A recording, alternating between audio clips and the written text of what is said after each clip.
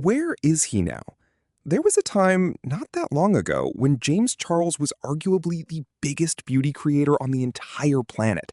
He was the first male ambassador for CoverGirl. He had tens of millions of subscribers.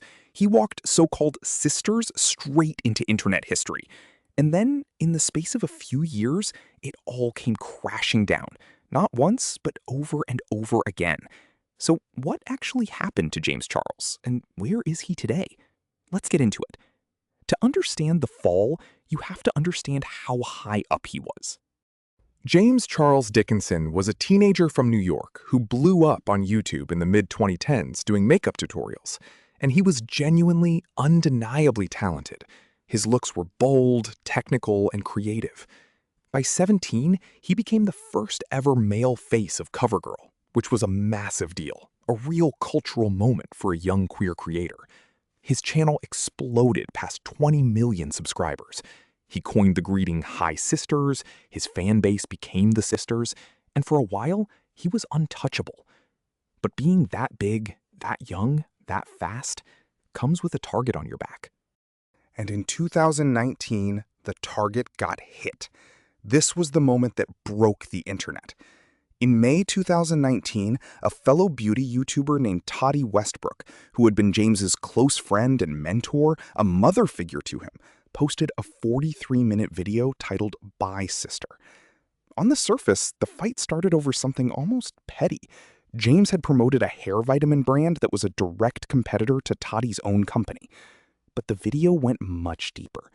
Tati accused him of being fake, ungrateful, and most seriously, she accused him of using his fame and influence to pursue straight men. The reaction was nuclear. James Charles became the fastest person in YouTube history to lose subscribers at that scale. He lost around 3 million followers in just 3 days. People set up live counters just to watch his numbers drop in real time.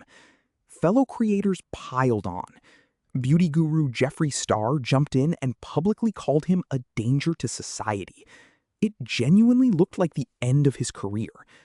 And then, the twist. 8 days later, James posted a response video called No More Lies. Instead of crying and apologizing vaguely, he came with receipts, screenshots, contracts, timestamps, and even testimony pushing back on the accusations. And it worked. Soon after posting it, he regained around 1 million subscribers, while Tati lost hundreds of thousands.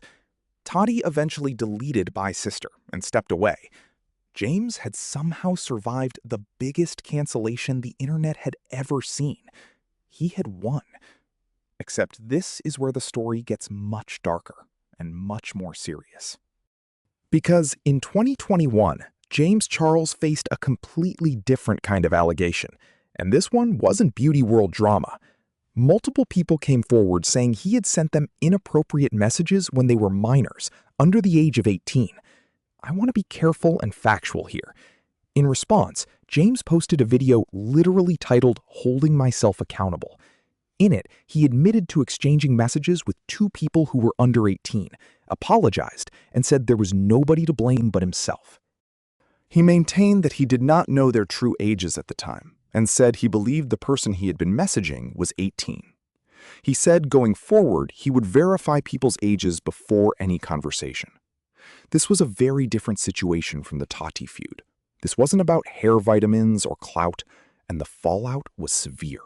He lost brand deals and business ventures, reportedly costing him millions. And for a lot of former fans, this was the line that couldn't be uncrossed.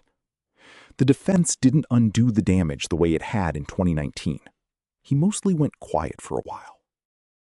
Then, in 2023, he tried something bold, an actual comeback attempt. He did an interview with Cosmopolitan titled James Charles Would Like to Be Uncancelled, Please, where he addressed the allegations, rejected the word groomer, and pushed to relaunch his career with a new makeup line. The reaction was, to put it mildly, not warm. Many people saw the interview as tone-deaf, accusing him of using a serious topic to promote a product, with some saying he simply needed to step away from the internet entirely. So that brings us to the big question. Where is James Charles now? in 2026. Here's the surprising part. He never actually left, and by pure numbers, he's still enormous. As of 2026, his YouTube channel still has roughly 24 million subscribers, and he still has around 19 million followers on Instagram. He continues to post regularly, mixing beauty tutorials, vlogs, and collaborations with other creators. His estimated net worth still sits comfortably in the tens of millions. But if you look closer, the picture is more complicated. His YouTube earnings are on a downward trend, and his Instagram following has actually been slowly shrinking. The days of being the untouchable king of the beauty world are clearly over. Today, he exists in a strange in-between space, too big to fully disappear, but too controversial to ever return to the top. He has become a kind of case study in how a public figure navigates mistakes, backlash, and redemption in the internet age, with an audience now split between longtime fans, curious newcomers, and people who will never forgive him. So where is James Charles now? He's still here. Still posting makeup looks to millions of people, still making a comfortable living, but permanently marked by the things that happened. He didn't get fully canceled in the way people predicted, but he didn't get his crown back either. He's a superstar, frozen in the aftermath of his own scandals, famous and infamous at the exact same time. And maybe that's the real modern ending. Not a dramatic disappearance, but a slow fade into complicated, uncomfortable relevance. That's where he is today. What do you think? Was it a fair fall, or did the internet take it too far? Let me know down in the comments. And if you enjoyed this deep dive, hit that like button and subscribe for more Where Are They Now breakdowns. I'll see you in the next one.